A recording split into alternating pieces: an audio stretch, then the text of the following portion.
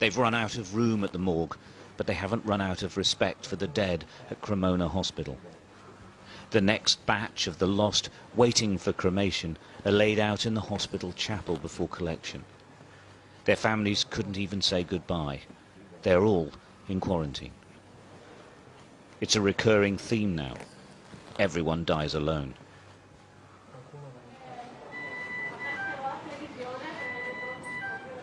They came from here, the hospital's intensive care unit, which is on the brink of collapse. This is what it looks like when the virus overwhelms, and here in Lombardy, it's overwhelming.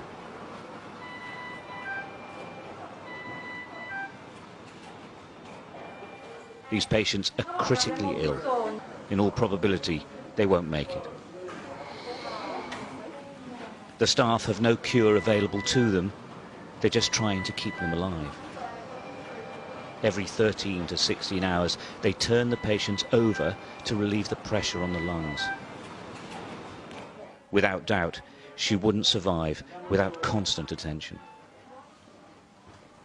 The patients are highly contagious. Where possible, they're observed from a distance, but most of the time, that isn't possible.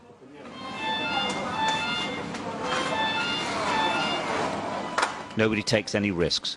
They wash and sanitize constantly. Gloves, masks and protective clothes are regularly changed. In truth, these men and women are exhausted. The system is at breaking point, and they are as well. But they keep going. They aren't the front line in this war. They are the only line. It's a very dangerous, is a disaster, is a tsunami. And we are here 12 hours a day. Only we are go to home for a few hours and come back here for the work, because we are here for the patients. The first, perhaps only bit of good news for the teams here is this man. We couldn't approach him. He's still too weak, but he waved. He is recovering. After 2 weeks, he is getting better.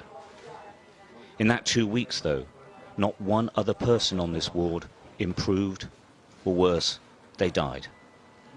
What's really interesting here is that now they've had to extend the intensive care unit, but now it is absolutely full. It's absolutely full in every hospital in Lombardy. They're hoping that some can be taken away.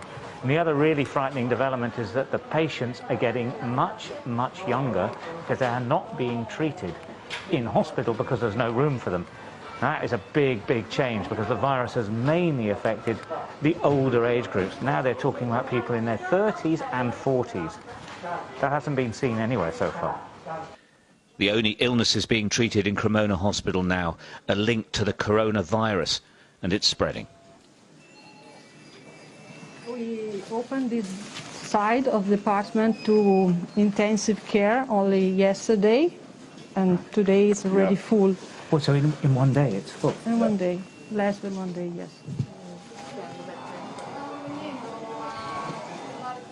Emanuela Catanacci is a neurosurgeon normally. Now she's working in intensive care. She asked to send a message to the world. Lockdown.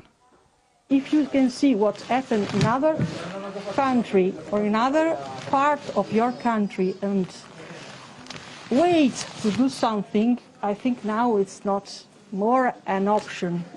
Maybe at the beginning we didn't know exactly what would be happen, but now we know what happened. It's you don't think that it's happening here and it can't happen everywhere else.